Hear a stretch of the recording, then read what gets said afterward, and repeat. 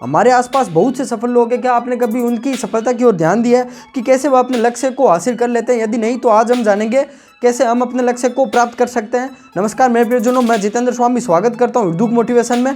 अगर आपने अपनी सफलता के यंत्र को चालू ही नहीं किया है या तय लक्ष्य हासिल करने तक चालू नहीं रखा है तो एक बार आप पूरी तरह स्पष्ट कर लें कि आप क्या चाहते हैं, क्योंकि 1000 मील लंबी यात्रा भी एक कदम से शुरू होती है।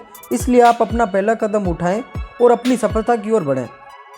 आप अपना आत्मविश्वास बढ़ाने के लिए छोटे छोटे लक्ष्य बनाएं और उन्हें हासिल करें। इससे आपकी गति बढ़ेगी और आपका आत्मविश्वास भी, क्योंकि लक्ष्य तय करने के मामले में आपको दौड़ने से पहले चलना होता है। और हाँ, अब हम जानते हैं अपने लक्ष्य को हासिल करने के नियम। आप अपना लक्ष्य लिख जरूर लें और उसको एक दिन में एक बार जरूर देखें। फिर अपने लक्ष्य की डेडलाइन जरूर बना लें कि मुझे मेरा ये सपना इतने टाइम में करना है। यदि आपका लक्ष्य पर्याप्त बड़ा है तो इसे छोटी छोटी समय सीमाओं में तोड़ लें। जैसे आपने किसी लक्ष्य को 1 साल में पूरा करने का सोचा है तो आप पहले 1 साल का गोल रखें, मुझे 1 साल में यह करना है।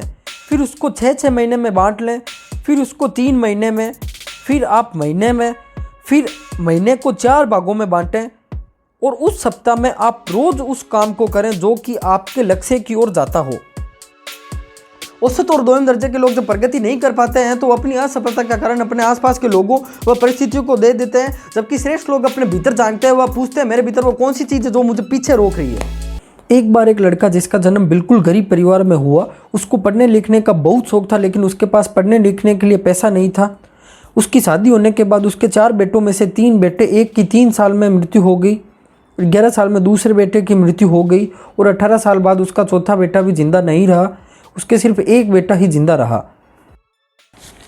अपने बेटों की मृत्यु के बाद वो पूरी तरह से टूट गया था। फिर भी इसने वार्ड मेंबर का चुनाव लड़ा, हार गया। उसने फिर खुद का बिजनेस शुरू किया, फिर हार गया।